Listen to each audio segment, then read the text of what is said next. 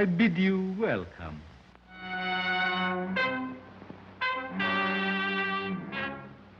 To a new world of gods and monsters. How do you like that, eh?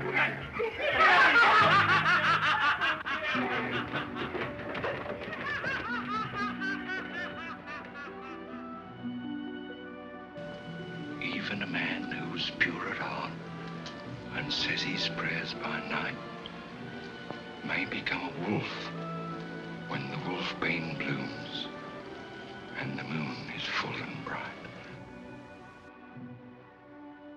I love dead. Hate living.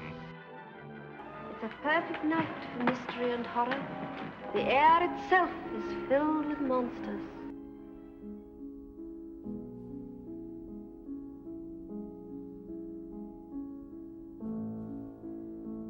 I bid you welcome to a very special bonus episode of the Monster Archives. Season 1 has been streaming in its entirety for a few weeks now, and Season 2 is all ready to premiere on September 23rd.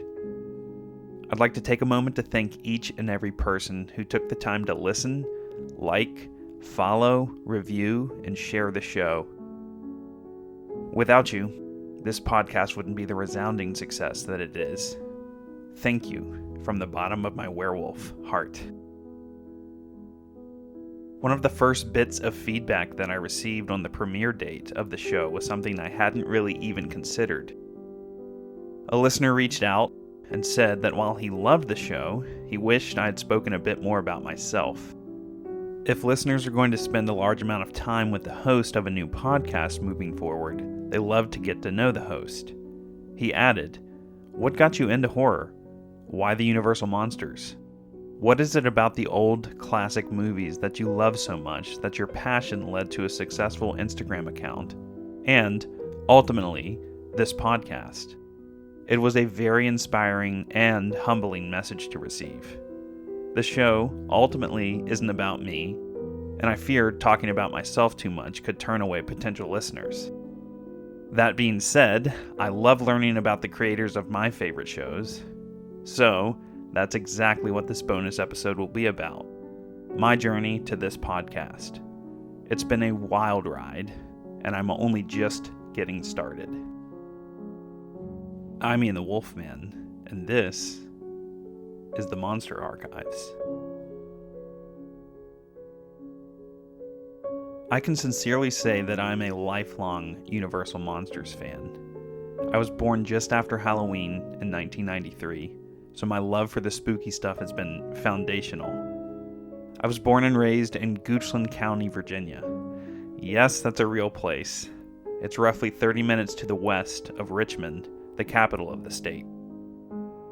If you're into Major League Baseball at all, I'm not, but I graduated from the same high school as Justin Verlander, just to put things into perspective. With the last name Bates, love for horror was in my DNA. I was hearing Psycho and Norman Bates jokes as far back as I can remember. I'd wager that one of my first interactions with the Universal Monsters was sometime in 1997 with the Burger King Kids Club toys. I know you remember the ones I'm referring to.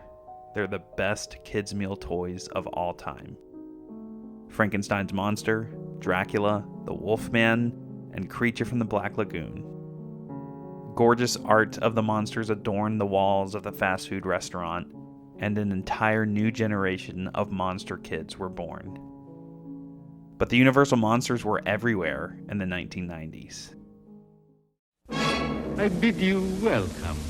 MCA Universal Home Video announces the Universal Studios Monsters Classic Collection. These are the titles monster fans have been waiting to sink their teeth into. Now, at the spectacular price of $14.98 each, suggested retail. MCA Universal Home Video released the first wave of the Classic Collection VHS series in 1991. The line expanded a number of times through 1994, with 37 titles total. They were a classic horror lover's dream. Beautiful cover art, featuring the portrait of the monster that the film focused on. There was a Pepsi and Frito-Lay advertising campaign. Even Miller Lite got in on the monster craze of the 1990s. Fans couldn't get enough. It was the perfect time for a 90s kid to be ensnared as a Universal Monsters fan for life.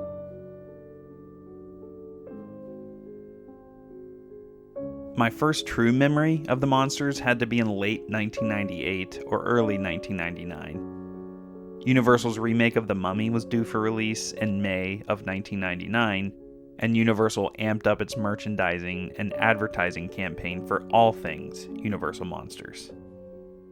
I believe it was Christmas of 1998, and Santa Claus brought our family a bulky Dell home computer.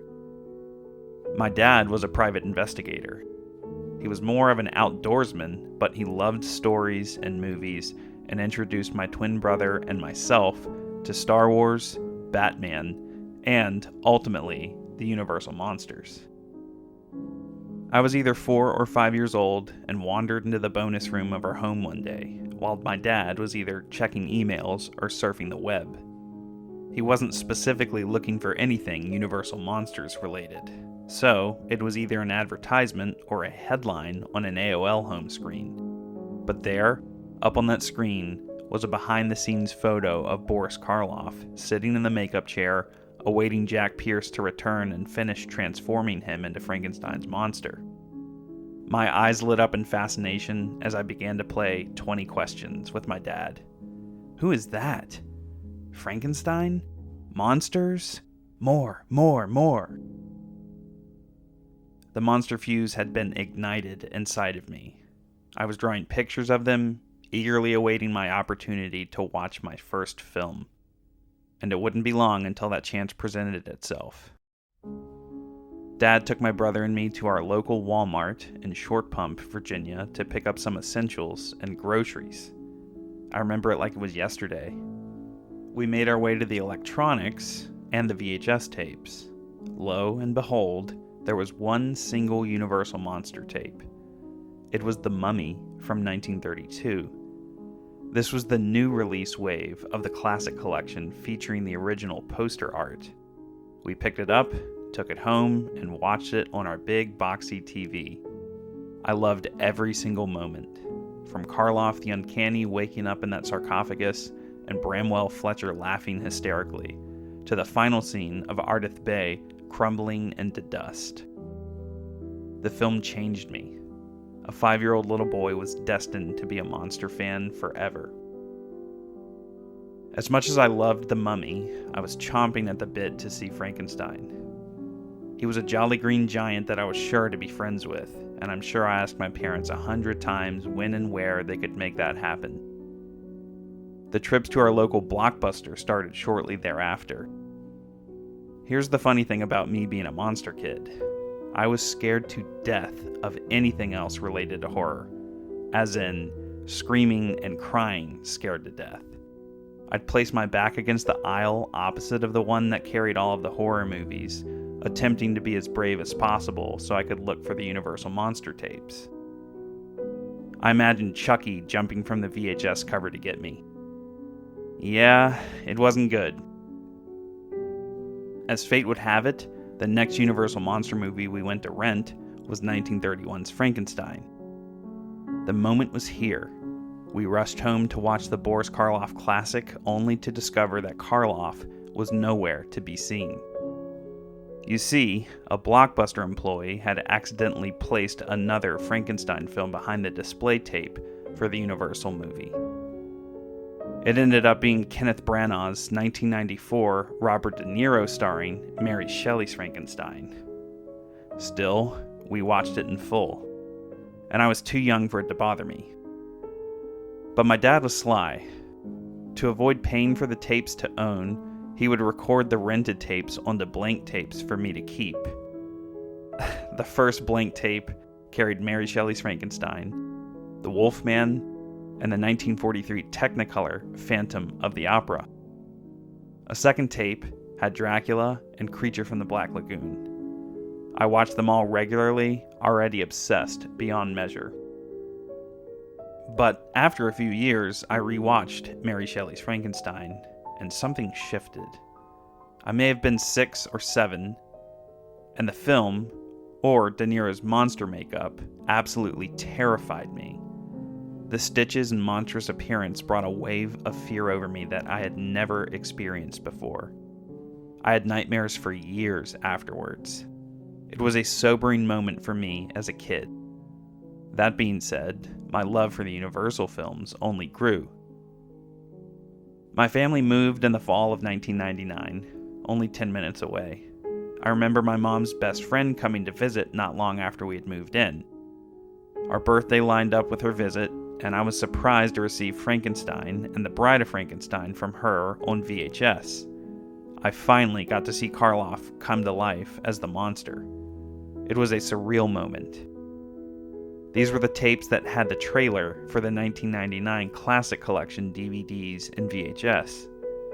That was my introduction to seeing The Invisible Man advertised. I was still learning to read and didn't know what invisible meant, so I asked my dad who the mummy with the sunglasses was.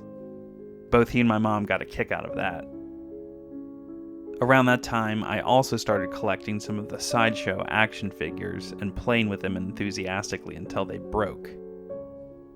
I remember getting a movie catalog in the mail around this same time and asking if I could order The Invisible Man on VHS. Local stores were slim pickings when it came to Universal Monster VHS, but I was fortunate enough for my dad to agree. He also added Murders in the Rue Morgue to the order. I still remember watching those for the first time with him. Christmases were magical, full of classic collection VHS like Werewolf of London, Son of Frankenstein, and The Mummy's Tomb. I got more action figures and even a Suncoast gift card one year. My first trip to the store is still burned into my brain. VHS was on the way out, and the store was full of DVDs, but to my delight, there were a few VHS tapes that I added to my collection, as well as the Sideshow Silver Screen Edition Wolfman 12-inch figure. My childhood was magical when it came to the classic monsters, and by the time I was 10 years old, it was about to get even better. 2004 marked the release of Van Helsing. It remains a polarizing film in the legacy of Universal horror. I, for one, absolutely loved it, but that wasn't the most important outcome of the film. For me, it was the release of the Legacy collections on DVD. For the first time in history, every film involving a specific monster was released into multiple collections, focusing on that specific monster. Over the course of a year, I managed to collect them all. I watched every single film in order of release date in the span of a few weeks and felt as though I had unlocked the greatest achievement imaginable. My middle and high school years weren't as exciting for my Universal Monsters fandom. My interest shifted focus more to superheroes and comic books, but I'd still occasionally visit with the classics. I remember going to see The Wolfman in 2010 on opening day. It's not a favorite today, but I loved it when I first saw it, and I saw it in theaters multiple times. I broadened my horror horizons in middle school, getting into the 80s slashers. Slowly but surely, the childhood fears faded away. I watched as much as I could and loved it all, but the Universal Monsters were always my foundation. But if you were to ask me today, why the monsters? What about them makes you such an unparalleled fan? Who is your favorite? Why are they your favorite? It's a much more nuanced answer than you would think. Sure, it all started by seeing a picture of Boris Karloff being made up as the monster. For many years as a child, I'd have told you that Frankenstein was my favorite monster, because we almost all refer to the monster as the man who created him. The giant green monster is Frankenstein, at least to the world as a whole. But now, my answer is very different, for very different reasons. I'm 30 years old at the time of recording this. I've experienced a lot in my life, a lot of beautiful highs and so many blistering lows. Loss, death, brokenheartedness. I've dealt with crippling depression, and the battle of duality between happiness and sadness led to an attachment with a certain tragic monster. It's where my professional name stems from, the Wolfman. Lon Chaney Jr.'s portrayal of Larry Talbot speaks to me on so many levels. The tragic elements of his tale are unparalleled. Sure, others could argue some of the other monsters are more tragic, but I'd be willing to argue in disagreement. He's the most human, and the one who is most unable to control his circumstances, cursed forever to kill, to watch as he stalks those that he loves most and unable to do anything about it. He simply wishes to die to prevent harm to any other living soul. That guilt and grief presents itself in such a realistic way. I empathize with that on such a relatable level. As I grew into adulthood, the Wolfman became a comfort to me, mirroring my own struggles with mental health. Not to mention the fact that Jack Pierce's makeup is utterly amazing. The Wolfman is the coolest monster, and the films that feature him are my absolute favorite. I love every aspect of the character and how he's presented. Just how Lon Chaney referred to him as his baby. I feel the exact same way. But, beyond my personal attachment to the Wolfman, this time period of film is so incredibly unique. I feel as though I should have been alive to experience them back when they first released.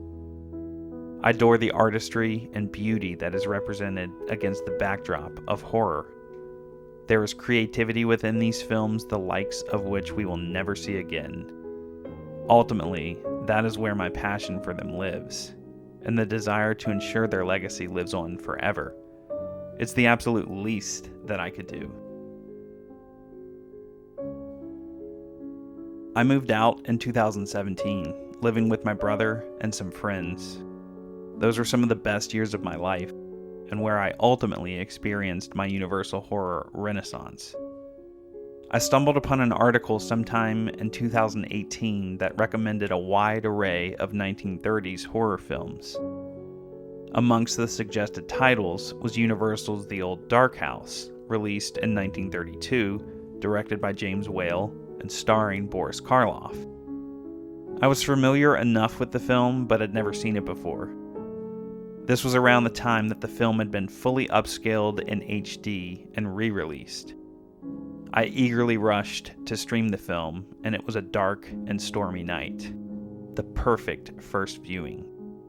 I absolutely loved the movie, and the classic horror obsession was reignited. The following year spurred me on even further. Shout Factory announced the Bela Lugosi and Boris Karloff collection on Blu-ray. The set included The Black Cat, The Raven, The Invisible Ray, and Black Friday. I was so excited for the set and quickly pre-ordered it. I hadn't seen any of the included films, and to be getting the collection in HD was a dream.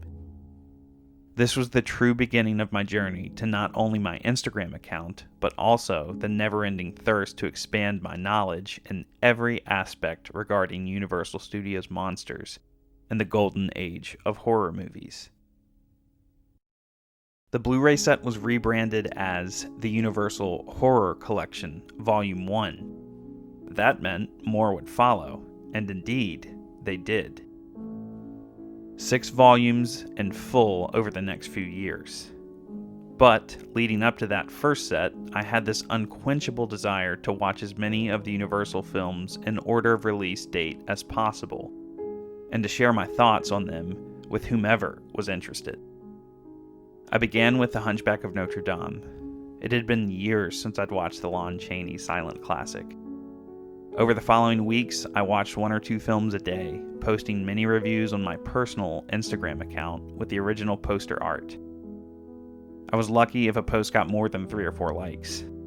But I had this passion inside of my heart for these films, for their power and artistry, for the story, the presentation, the sets, the costumes, the scripts, the producers, directors, characters, and actors. Every single bit of passion that filled each cell of each classic film, I adored. And I had to find an audience to share that passion with. To add to the passion, I had the immense pleasure of meeting two Universal Monsters icons the first week of June 2019 at GalaxyCon in Richmond, Virginia. The first was Mr. Riku Browning, who starred as the creature from the Black Lagoon in all of the underwater sequences in all 3 films. He was in his late 80s, quiet, but as kind as he could be. He was beyond appreciative to his fans. I sat beside him at his table where no other con attendee was to be found, and spoke with him and his daughter for some time. He talked about swimming in the suit, and I could scarcely believe that I was having a legitimate conversation with one of the original Universal Monsters. He signed a beautiful autograph for me, adding "the creature" to his signature. Talk about a treasure. After departing Mr. Browning's table, I made my way eagerly to the next on my list, Mr. Donnie Dunnigan. Dunnigan is classic Hollywood royalty, at least in my eyes. He played Peter Frankenstein, the son of Basil Rathbone's Wolf von Frankenstein in 1939's Son of Frankenstein. He was also the voice of young Bambi in the 1942 Walt Disney classic. He has a trademark smile and absolutely loves to tell stories. He had a small line of con attendees, which I was delighted to see. When it was my turn, he greeted me with a handshake and a question that made me laugh. "So, what about you? Frankenstein or Bambi?"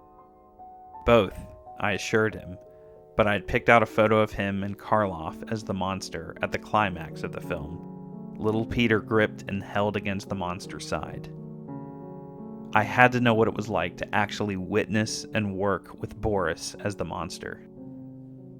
Mr. Dunnigan shared many stories with me, saying that the monster makeup color was more of a gray-green than the bright, vivid green so many fans see in their heads. He said that Karloff treated him like family when working on the film, and that he was a practical joker and funny enough to be a stand-up comedian. He had nothing but the fondest of memories of working with Karloff and Rathbone. I could have stood there for hours listening to him talk. It was like stepping through a portal and nearly experiencing some small piece of the movie myself.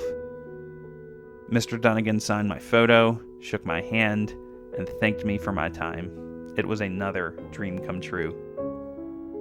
After a few weeks of posting about the Universal Monsters on my personal account, I was speaking with one of my best friends about the posts, wanting to continue but not really seeing the point without the audience. He suggested creating an account that was solely focused on the films. It was the most simple solution, of course, and one that had completely bypassed my own thoughts. So, after hanging up the phone with him, I loaded up the Instagram app and created a new account. There was only one username I had in mind, and, without checking for others like it, I typed @Universal Studios Monsters into the bar. I grinned from ear to ear when that little green check mark appeared next to it. It was available. That night, I copied the roughly 6 or 7 posts from my personal account and posted them on my new fan account, and I just kept on going. From Hunchback and Phantom to Dracula and Frankenstein, my obsession had blossomed into a daily celebratory ritual that offered a completely new vision into the classic films. And, to my delight, my audience began to grow. I had no expectations for the page to become any sort of noteworthy success. Truthfully, it was just a fun way for me to keep track of my personal thoughts on the films and to share that with anyone who cared. It wasn't about getting new followers for the sake of getting followers. I just truly wished to honor the legacy of the classic monsters that I was so readily enjoying once again. And I started collecting again, focusing on anything and everything Universal Monsters related that I could find. That was content. I had already taken a trip into the attic and pulled out all of my treasures from childhood. Sideshow figures, VHS tapes, the works. and I had to keep growing the collection. I went to horror conventions, thrift shops, comic book shops, eBay. Wherever I could find Universal Monsters merch, I was sniffing it out like the Wolfman finding his prey. My collection is rather notorious. I'm not saying that to brag, it's just the truth, and that journey hasn't stopped either. But the collecting is ultimately just a byproduct of my adoration for the franchise. It wasn't long after creating the account that I began making new contacts and new friends that would become like family to me. I soon discovered that there were other Universal Monster-themed fan accounts. One day, a month or so into my own account, I received a message from an account called Universal Monsters Universe, a page created by Stephen Biscotti and Joe Gradinsky. Stephen had reached out kindly to say that he was loving what I was posting and asked if I'd be interested in putting together a blog post for the UMU website. I was absolutely floored. Me? Who would want to hear from me? Humbly, I accepted and wrote a piece about the history of the official Universal Studios Monsters logos. You can still easily find that article on UMU's website. To this day, over 5 years later, Stephen and I have become like brothers. Another close friend, Kat Herons, has aided me in my research for the podcast with her vast knowledge and adoration of Bela Lugosi. She's like a sister. And Marina Dejanovic is the wonderfully talented artist for the show. But those are just a few names I could mention. All across the world, I forged wonderful relationships with people that I've never met in person, all due to our shared love of the monsters. It's an absolutely humbling and surreal experience. I was the shyest person growing up, terrified to talk in front of a crowd, wanting to hide in the background, but all of that changed after running the Instagram account for a few months. I started hosting live streams, unboxing new collectibles, offering commentary on films, and hosting interviews with other monster fans. Slowly, my confidence began to grow. People wanted to hear what I had to say. That is an aspect that I will never take for granted. I believe one has to earn the right to be heard, and that is closely tied to respect. As the years pass, the many opportunities that presented themselves are still hard for me to believe. I was asked to be guest on multiple podcasts, including the outstanding Borgo Pass horror podcast, multiple times. I had the immense pleasure of joining a Zoom meeting with Ed Kramer, one of the main CGI artists for The Mummy and The Mummy Returns. I even had a Hungarian grad student reach out for an interview for her dissertation. People would recognize me at horror conventions. Each interaction like this still keeps my head spinning. I believe it came full circle for me most last year, October of 2023, when I attended Chiller Theater Convention in Parsippany, New Jersey. I was fortunate enough to meet and spend some time with Sarah Karloff herself. It was an emotional interaction. She was as kind as she could be, and I knelt beside her and shared much of my personal journey through the years and how it all started with her father. She listened earnestly and shared some of her own stories with me. We talked about one of his final films, Targets, her personal favorite, and as I left her with a warm goodbye, I, with misty eyes, assured her that she and her father meant the absolute world to me. She took my hand as I spoke and gave it a squeeze before pulling me into a hug and thanking me for my time and company. It's a memory that I will always cherish. Every step of the way, my passion for the films continues to grow. Over the years, I had multiple people ask when I was going to create a podcast. I'd laugh it off and point them to other shows because I didn't see how I could bring something new and fresh to the table. Sure, I'd pondered the notion of hosting a Universal Monsters or classic horror podcast with a co-host, but there wasn't anyone that came to mind that I personally knew to ask, so it was just a fleeting prospect. But in early 2023, that fleeting prospect had begun to take shape into something different. An idea grew, slowly, beginning with a different approach. I didn't have to have a podcast about the monsters as review or commentary. I actively asked myself, what kind of Universal Monsters podcast would I really like to listen to? And the pieces began to fall into place. There are countless levels to the vast history of the monsters, from their literary beginnings to the over 100 monster, horror, mystery, and thriller films of the Golden Age. I could dive deep into the production history of those films. People would love to learn about their favorite monster actors. That was exactly the show that I wanted to hear, and it was the direction that I started to work toward. I believe I started the first draft of the first episode in winter of 2023. I wrote the introduction as more of an inspiration and to see where it would lead me in my vision for the show. After writing the first draft, I knew I had to begin with the books, writing episode 2 over the course of a week or two. It was good. I really liked the direction, but it was so much work. I returned to the introduction episode and completely rewrote it. Satisfied, but convinced that I was biting off more than I could chew, it was months before I returned to the show. It was constantly floating in my head, haunting me in the best possible ways.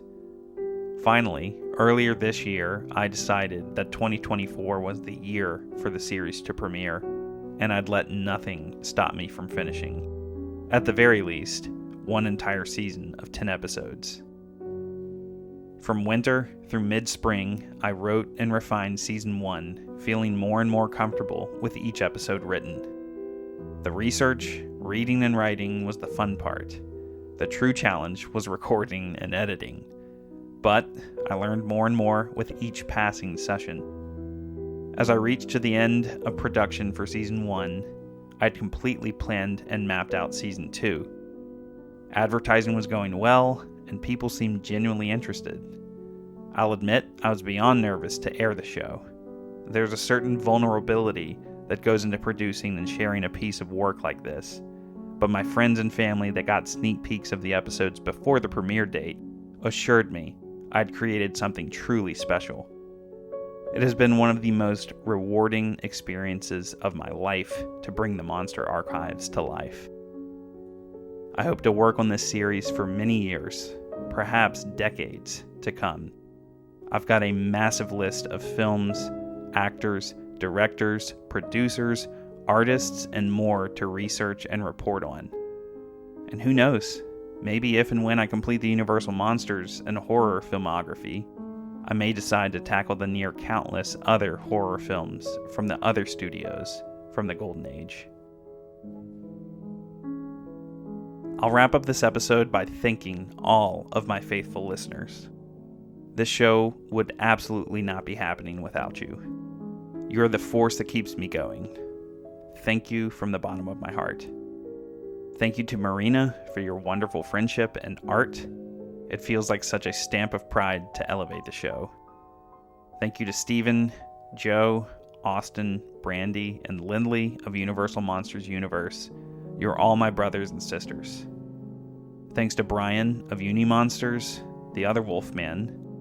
Thank you to Jim, Scott, and Livio of the Borgo Pass Horror Podcast. This show wouldn't have happened today without your inspiring podcast. Thank you to Jill for your friendship and art. She created the logo for my Instagram account. Thanks to Hunter and Kat for being my primary sounding board when it comes to the podcast. Talking through the various stages of production with you helps shape each episode into what they become. Thank you to Zach and Alyssa for being my horror family and helping me realize what this show can become. Thank you to David J. Scowl, Gregory Mink, Tom Weaver, and all of the other classic horror historians. I know I'll never uncover any secrets like you all did, but you certainly have inspired my work and passion more than anyone else. This show would be impossible without the wonderful work you all put in across many decades. Finally, I have to thank my mom. She always nurtured my interests, especially in the monsters. She's the real Mrs. Bates. and I dedicate not only this special episode, but the entire show to the memory of my father. He would have loved this series, and my journey with the greatest monsters of all time would have happened very differently if not for him. Dad, this is all for you. Well, I hope that little glimpse into my life wasn't too monstrous. I believe I painted the picture of just what these characters and movies mean to me. If it's any indication of what to further expect from the Monster Archives, I believe it can be summed up with one iconic phrase: it's alive. Thank you so very much for listening. Get ready for Season 2.